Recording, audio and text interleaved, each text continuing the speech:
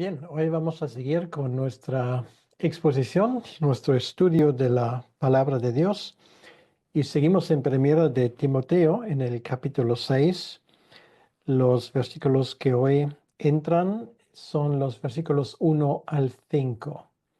Y el tema sigue el mismo, es cómo comportarse en la casa del Señor, cómo comportarse en la iglesia, y es la tercera parte, y hoy vamos a hablar de los esclavos y de los falsos maestros. Cómo ambos grupos, cómo los esclavos tienen que comportarse y cómo los falsos maestros, cómo hay que tratarles a ellos. Pero antes de llegar a esto, simplemente coger el contexto. Y el contexto es el siguiente. Pablo está dando instrucciones a su colaborador Timoteo para poner en orden las iglesias en la zona de Éfeso. Esto es la idea. Y en aquel entonces, igual que hoy, había todo tipo de personas que causaron problemas. Sobre todo, falsos pastores, falsos maestros, que confundieron a los creyentes con muchas ideas equivocadas, como ocurre hoy en día. Esto en aquel entonces era la ideología o la corriente filosófica, si queremos así, de la gnosis. Entonces, vamos a seguir leyendo y voy a leer ahora los versículos 1 al 5 y luego vamos a mirarlo versículo por versículo a ver lo que podemos aprender de lo que el apóstol Pablo nos dice. Dice así la palabra de Dios: todos los que están bajo el yugo de esclavitud tengan a sus amos por dignos de todo honor, para que no sea blasfemado el nombre de Dios y la doctrina. Y los que tienen amos creyentes, no los tengan en menos por ser hermanos, sino sírvanles mejor por cuantos son creyentes y amados los que se benefician de su buen servicio. Esto enseña y exhorta.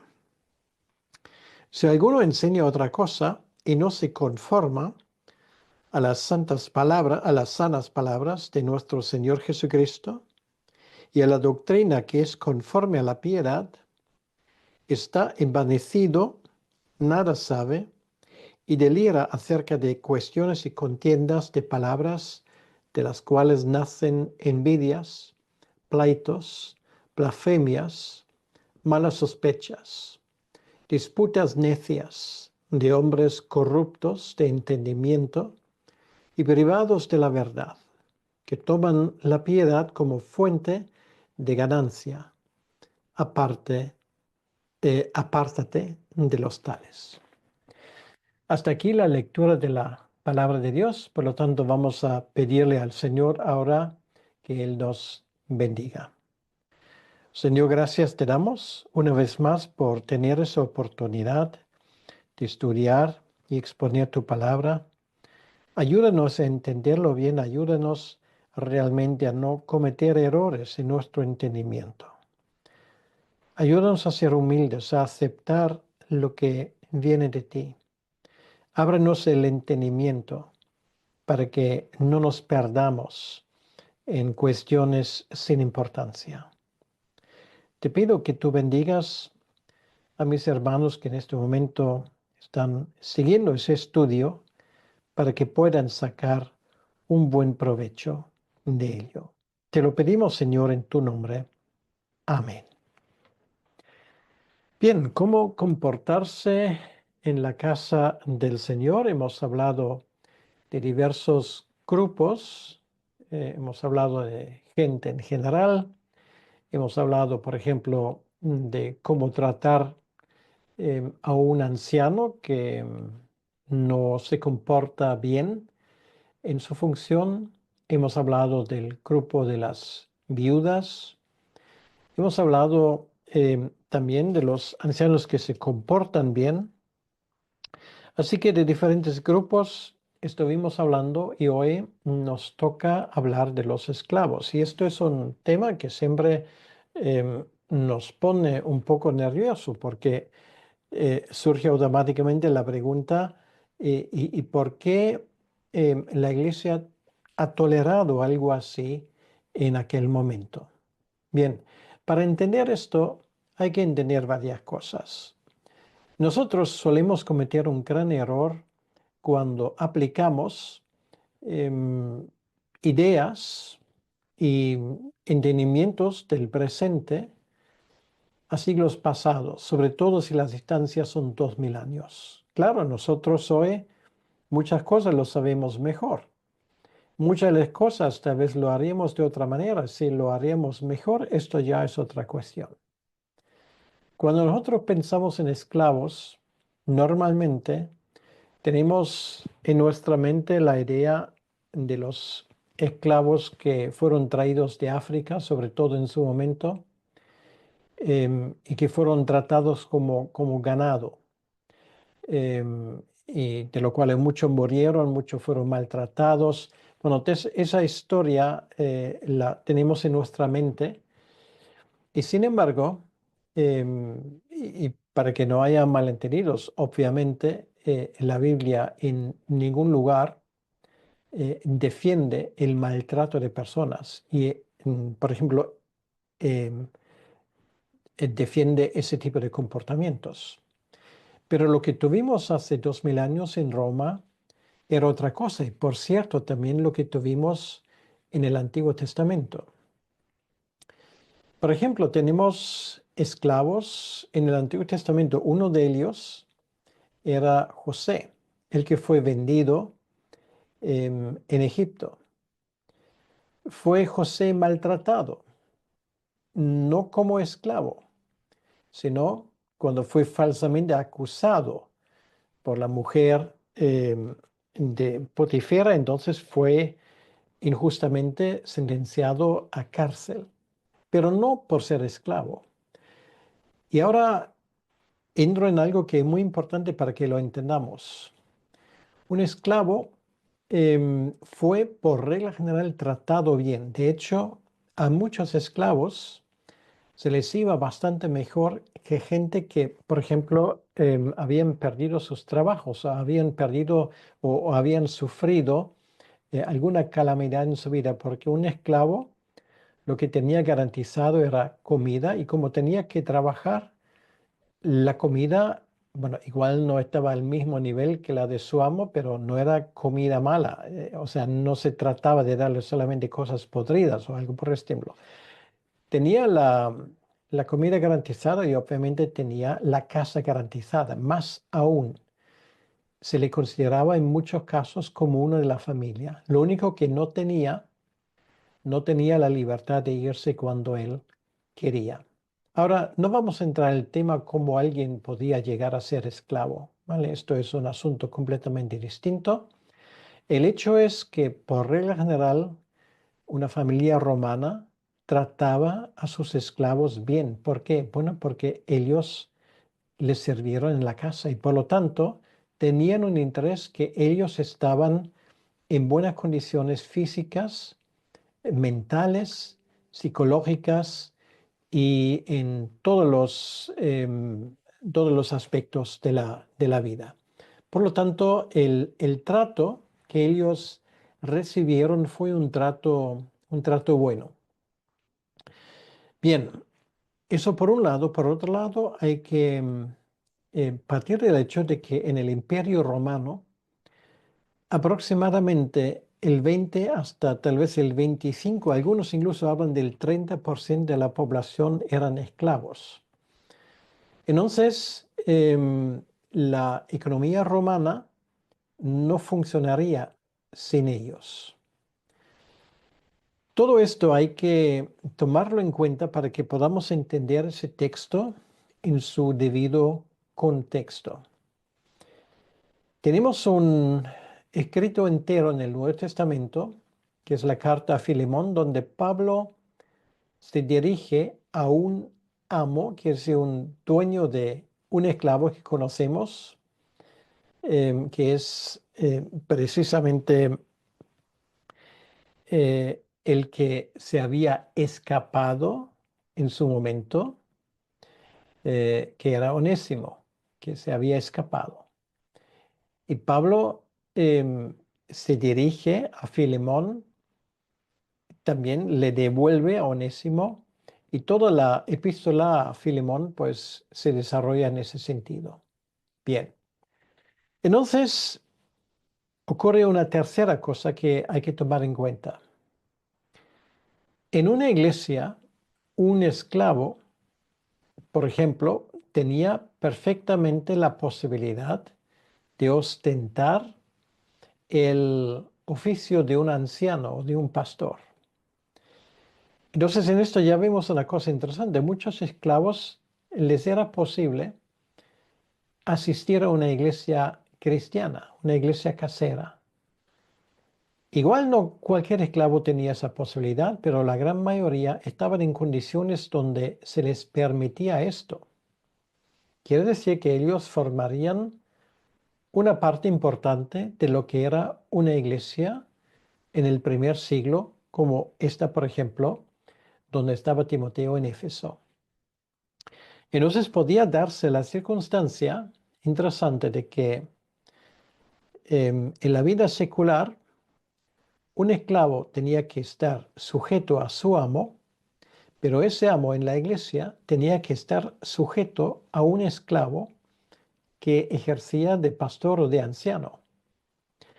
Son cosas curiosas que están detrás de estos versículos y creo que solamente con estas tres afirmaciones llegaremos a tener un entendimiento bastante más exacto de lo que el texto nos quiere decir. No me canso en repetir, mis queridos hermanos, no olviden jamás de leer los textos bíblicos en su contexto literario, quiere decir dentro de la carta, pero también en su contexto cultural. Esto es muy importante para que no saquemos conclusiones equivocadas. Por lo tanto, vamos con el primer versículo donde dice todos los que están bajo el yugo de esclavitud. Claro, aquí de nuevo, cuando escuchamos yugo pensamos que esto es algo terrible. Pablo también habla del yugo del matrimonio, ¿vale? De no estar en yugo desigual. Yugo quiere decir simplemente que estamos dentro de una incisión, que estamos bajo autoridad. Entonces, lo que Pablo aquí dice, todos los que están bajo el yugo, o podríamos decir en el estatus legal de esclavitud, tengan a sus amos por dignos de todo honor.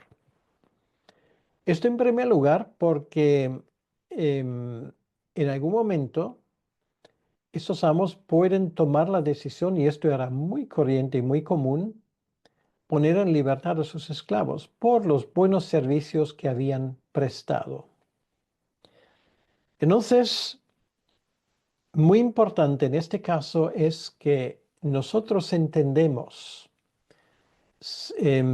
estas aplicaciones que hace Pablo a Timoteo perfectamente extrapolables a la relación de trabajo en nuestros tiempos. ¿Por qué? Porque esto es un argumento de mayor fuerza a menor fuerza. Quiere decir que si incluso Pablo espera esas cosas de una relación esclavo-amo, ¿cuánto más espera esta relación hoy y este principio en una relación de jefe-empleado, por ejemplo? No es forzado hacer esa aplicación, de hecho, es inevitable. Entonces, lo que aprendemos aquí primero es que ellos tengan a sus amos por dignos de todo honor. Hay que honrarlos. De la misma manera como tenemos que honrar a toda y cualquier persona que ostenta cierta autoridad, y da igual en qué contexto y en qué oficio. Hemos hablado de varios áreas de autoridad en el pasado. Eso es lo primero que Pablo le dice. Si nosotros tenemos a alguien por digno, esto quiere decir que respetamos su autoridad, que nosotros nos comportamos de una forma honrosa frente a ellos, que no estamos hablando a su espalda, por ejemplo, que llevamos a cabo nuestro trabajo de la mejor manera. Eso significa dignos de todo honor. ¿Y por qué? No solamente por nosotros, no solamente por las malas consecuencias que esto puede tener si nosotros no lo hacemos, sino aquí Pablo usa otro argumento para que no sea blasfemado el nombre de Dios. Para que no sea blasfemado el nombre de Dios quiere decir que un creyente que lleva el nombre de Cristo, para decirlo así de forma simbólica en su frente, que es seguidor de Cristo, no puede comportarse como quiera. Tenemos que ser ejemplares, ejemplos. Y cuando la gente vea, por ejemplo, en este caso, un esclavo que hace su trabajo bien y honra y respeta a su maestro o a su amo en este caso, esto repercuta en honor para nuestro Dios. Jesucristo lo dice en el Sermón del Monte. Y me gustaría citar estos versículos del capítulo 5, donde él habla de este, habla de este principio. Dice en el versículo 14, vosotros sois la luz del mundo.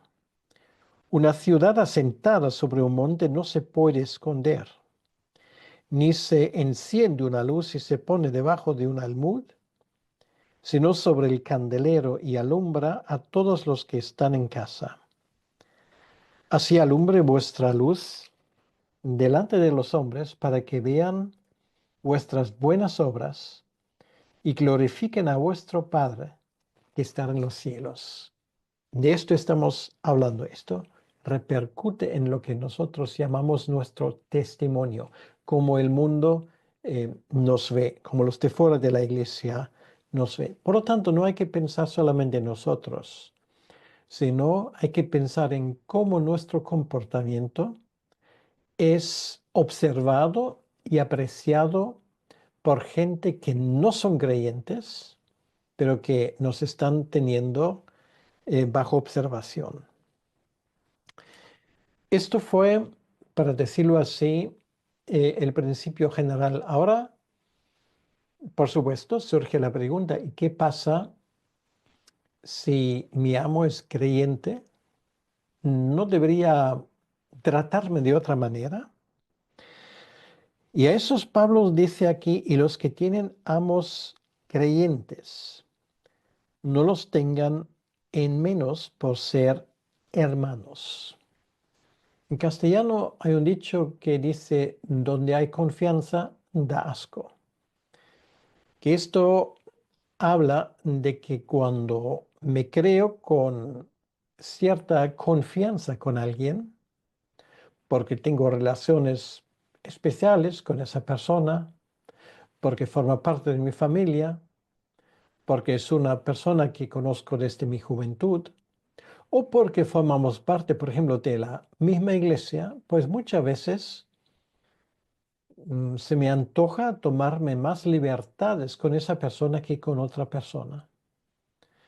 Es curioso que a veces cuando tomamos prestado algo de un creyente, no lo tomamos tan en serio en devolverlo prestado a tiempo que si esa persona no es creyente. Porque siempre viene la idea, bueno, porque somos hermanos. De la misma manera a la hora de pagar por servicio prestado, pensamos a veces que porque una persona es hermano o hermana, pues no le debemos lo mismo, sino hay como un descuento de hermano en la fe. Bueno, ¿de dónde sacamos esto? De la escritura, no. Esto es el típico enchufismo del mundo, eso de sacar provecho de una relación privilegiada. Y Pablo dice que esto no tiene cabida en el comportamiento de un creyente, de un esclavo creyente frente a su maestro que también es esclavo.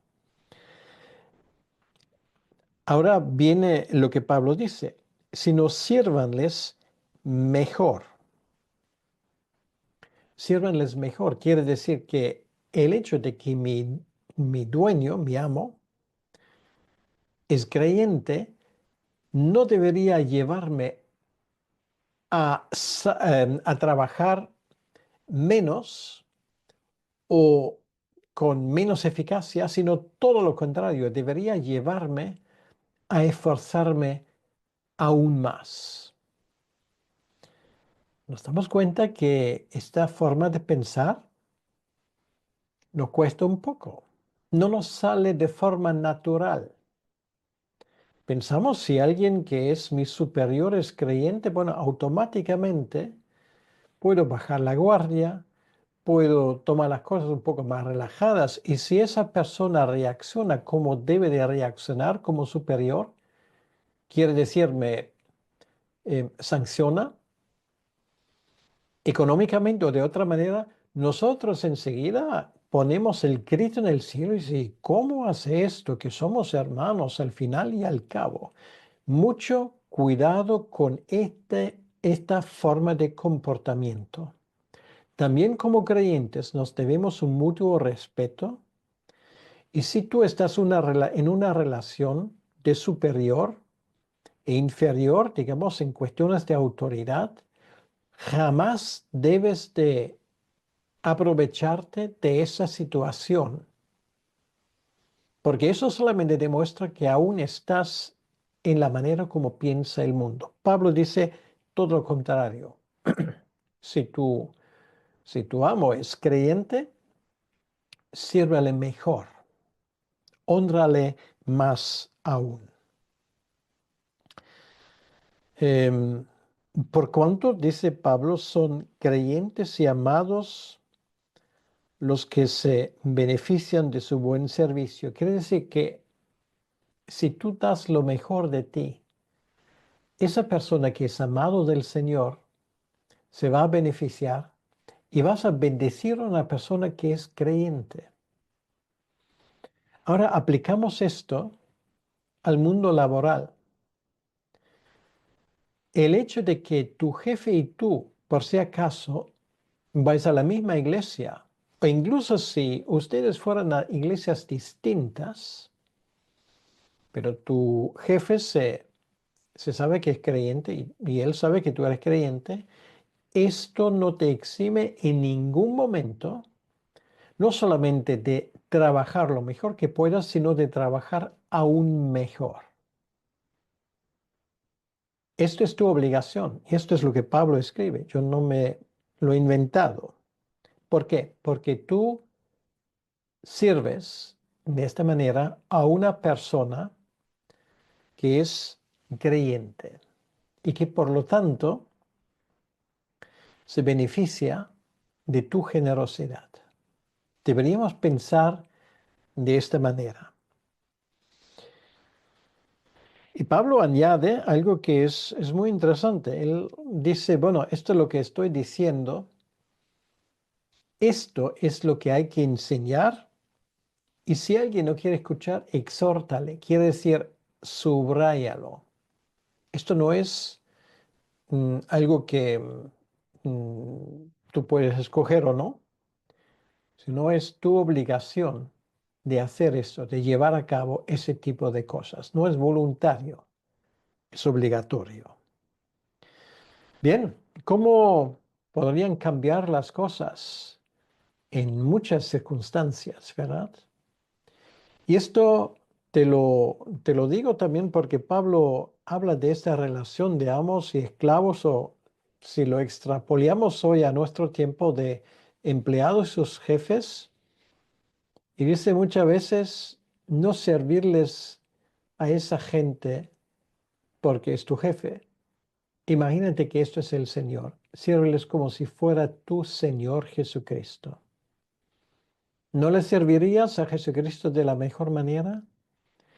Y esto es la razón por que un creyente, cuando hace un trabajo bien hecho. Yo lo he dicho muchas veces porque la Biblia me da mucha pie a mencionarlo. La chapuza, el trabajo mal hecho, el trabajo que engaña, el quitarte tus horas de trabajo porque llegas tarde y sales antes, o usas tus horas de trabajo para hacer otra cosa, esto es un robo. Tú robas tiempo y recibes un dinero que no es tuyo porque no has usado tu tiempo de trabajo para lo que se te paga. Es una forma de deshonrar a tu jefe, ahora, irrespectivamente si es creyente o no. Y no estamos hablando de esclavitud hoy en día, estamos hablando de una relación de trabajo que tú voluntariamente te has comprometido. Entonces cumple con lo debido y haz tu trabajo bien, lo mejor que puedas hacerlo. Esto ha dado lugar a la famosa ética de trabajo protestante, algunos lo llaman así, y ha hecho que sociedades enteras, culturas enteras se desarrollasen. El trabajo no es una maldición, sino una forma de bendecir a Dios y bendecir a los demás. Solo que por alguna razón, hoy en día lo vemos de otra manera, influenciados obviamente por esas ideas socialistas que están en el aire por todos los sitios. Cómo el socialismo nos ha comido el coco. Y muchas veces esas ideas los llevamos a la iglesia y creemos que la iglesia es un organismo que tiene una sola función, beneficiarme a mí. Y te equivocas. Las cosas no son así. Servirle a los demás es un honor, porque servimos a los demás como si se tratara de nuestro Señor mismo. Ahora bien, con esto Pablo llega a otro grupo y este grupo, bueno, por parte también está dentro de la iglesia, que son los falsos maestros, que están allí infelizmente porque probablemente nunca fueron creyentes y fueron identificados como creyentes equivocadamente, pero que tienen las ideas muy ajenas a lo que es la palabra de Dios. ¿Cómo tratar a esas personas? Y esto es lo que Pablo nos dice en el versículo 3 al 5. Si alguno enseña otra cosa, o sea, obviamente no solamente lo que Pablo dijo en cuanto a los esclavos, sino también lo que viene anteriormente. Si alguien no enseña esto y no se conforma a las sanas palabras de nuestro Señor Jesucristo y la doctrina que es conforme a la piedad. Bueno, entonces ya veremos lo que son las consecuencias, pero primeramente vamos a hablar de conformar. Quiere decir conformar, quiere decir que lo tomamos como vara de medir. Quiere decir, si alguien enseña otra cosa porque tiene otra vara de medir, quiere decir que no usa la vara de medir, que es la palabra de Dios, aquí llamado las sanas palabras. Las sanas palabras son las palabras que Pablo está usando durante toda la epístola. Las sanas palabras es el Antiguo Testamento y para nosotros las sanas palabras es todo lo que está contenido en ese libro. Lo que Dios ha revelado, lo que viene de parte de Él. Sanas palabras porque es la palabra de Dios y es sano en el sentido que nos trae sanidad, en primer lugar espiritual y en muchos casos, por hacer caso a Dios, también bienestar físico. Si alguien no lo toma como vara de medir, si alguien no se conforma a las sanas palabras de nuestro Señor Jesucristo, Y la doctrina que es conforme a la piedad, que es la doctrina que es conforme a lo que Dios ha revelado. En otras palabras, si alguien no se ajusta a la Biblia, entonces, ¿qué pasa con esa persona? Y Pablo tiene una serie de características de personas que no se ajustan a lo que Dios ha revelado. Y vamos a decirlo muy claramente, aquellos que son capaces de subir a un púlpito sin exponer un texto, sino que simplemente hablan y hablan y hablan de sus experiencias, de sus anécdotas, de lo vivido, etcétera, etcétera, etcétera. Ellos no toman en serio lo que es la piedad, lo revelado por el Espíritu de Dios. Entonces esas personas son envanecidas. Envanecidas quiere decir que están llenos de su propio ego. Y si tú crees que esa tentación no es capaz de apoderarse de un púlpito o de una función importante dentro de la iglesia, te equivocas. Hay mucha gente envanecida en nuestras iglesias y hay mucha gente envanecida en nuestras iglesias que tienen funciones de liderazgo. Podría dar muchos ejemplos de cosas que he vivido personalmente, pero prefiero no hacerlo. Recuerdo que en una ocasión un siervo de Dios que durante muchos años había trabajado como obrero de las iglesias en España, me dijo en una ocasión, infelizmente, y estaba hablando de las iglesias, infelizmente en este país hay mucho protagonismo. Quiere decir, el querer salir en la película o en la foto, el querer recibir honores, no solamente de parte de la iglesia, sino muchas veces de parte del mundo. El querer ostentar un título, muchas veces, yo no digo siempre, pero en muchos casos, llena ciertas personas con más vanidad, con más soberbia. Y son muchas veces ellos que no aceptan las doctrinas, en muchos casos más sencillas de la palabra de Dios. Quiere decir que está envanecido, nada sabe, pero si ha estudiado 5 años de teología, ¿habrá aprobado sus exámenes? ¿Habrá aprobado sus exámenes con buenas notas? ¿Habrá sacado un título? Pero si una persona está lleno de su propio ego, si una persona está inflada, si una persona se sirve a sí misma antes que a los demás, Pablo lo dice, nada sabe, no tiene sabiduría.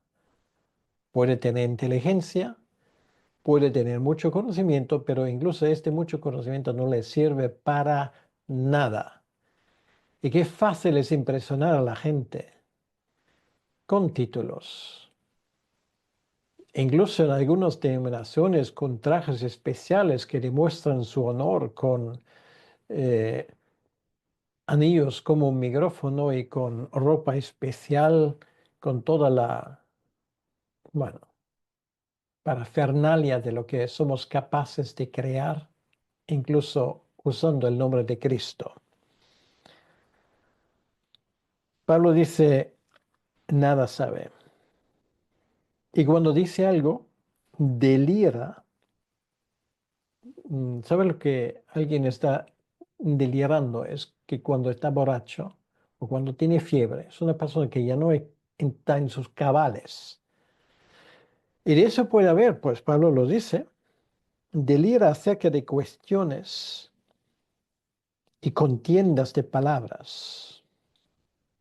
Yo lo he escuchado porque ya llevo muchos años, décadas, moviéndome en círculos evangélicos.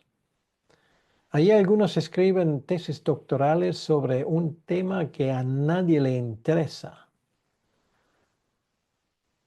Otros están intentando demostrar que son ellos, que tienen la razón y todos los demás están equivocados. Cuestiones y contiendas de palabras. Cuando llegamos a esto, cuando condenamos a otros simplemente por un quítame allá esa pajita, pues entonces algo va mal. Eso de buscar enfrentamiento para que yo me pueda posicionar en una luz mejor, muy mal asunto esto. Y Pablo sigue, de esto nacen envidias. Envidias quiere decir que yo quiero tener lo que los demás tienen. Yo quiero recibir la misma honra. Yo quiero ser el mejor. Yo quiero ser el Messi o el Ronaldo, no solamente de mi iglesia, sino de mi denominación, al poder ser del mundo evangélico de mi país. Pleitos. Sí, a veces nos metemos hasta tal punto en enfrentamientos con otros que pedimos la ayuda de otros. Y realmente hay un posicionamiento, hay batallas dentro de la iglesia. Todo tiene una raíz y es la raíz de la envidia y de la falsa doctrina. Blasfemias. Somos capaces de blasfemar incluso el nombre de Cristo con falsa doctrina. Por ejemplo, negando que Cristo es plenamente Dios. Por ejemplo, negando que esta es palabra inspirada, infalible, inerrante, inspirado verbalmente, palabra por palabra de parte de Dios. Si yo no confieso esto, si yo no creo en esto, yo digo que Cristo es un mentiroso.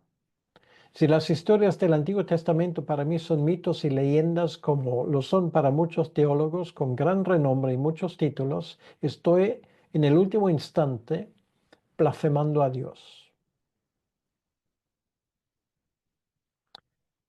Malas sospechas. Ayer, sin ir más lejos, estaba hablando con un anciano de una iglesia que me estaba diciendo que el que antes estaba de pastor había aislado a la iglesia completamente, había roto vínculos con todas las demás iglesias. ¿Por qué? Porque esta iglesia no estaba conforme con esto con él, la otra iglesia tenía otra opinión en cuanto a ese asunto con él, esta iglesia tampoco, entonces al final se quedó solo.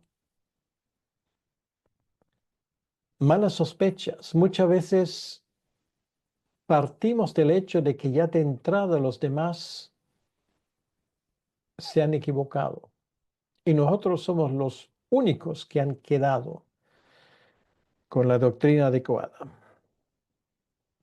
Disputas necias. Esas disputas teológicas, yo he salido ya de algunos grupos y foros teológicos en Internet, en Facebook, sin ir más lejos, simplemente porque se están buscando los 5 pies al gato muchas veces y todos los demás son herejes. Y hay gente muy dispuesta a formarse su grupo de admiradores en detrimento del honor de muchas otras personas que están haciendo un buen trabajo. Disputas necias de hombres corruptos, porque esa actitud te come por dentro. Esa actitud no te sirve, no te edifica ni edifica a los demás. Necias de hombres, quiere decir vacíos de cualquier tipo de aspiración a la verdad. Corruptos de entendimiento y privados de la verdad. Es muy peligroso cuando llegas al punto de que ya ni siquiera puedes apreciar o enseñar lo que es la verdad. Y lo peor es que cuando todo esto ocurre por el amor al dinero. Aquí dice que toman la piedad como fuente de ganancia. Quiere decir, si tú haces esto para ganar dinero, estás plegando la verdad, estás llamando a cosas necias una gran bendición y a lo que es la verdad de Dios lo estás apartando para que tú no pierdas tu trabajo de catedrático teológico, para que no pierdas tu empleo como pastor principal de la iglesia, porque tu iglesia espera esto de ti. Estás comprometiendo tu ministerio por cuestiones de dinero, de sueldo, de ingresos.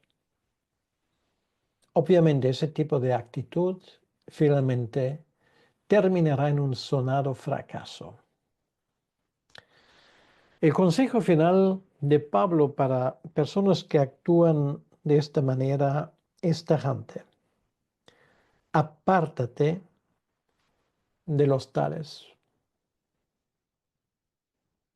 Pon tierra de en medio. Esa gente que tiene esa forma de buscar pleitos, de autoexaltarse, son tóxicos. Con amabilidad, pero con determinación, despídete de ellos, porque van a envenenar tu propia vida. Pueden arruinar tu propio ministerio.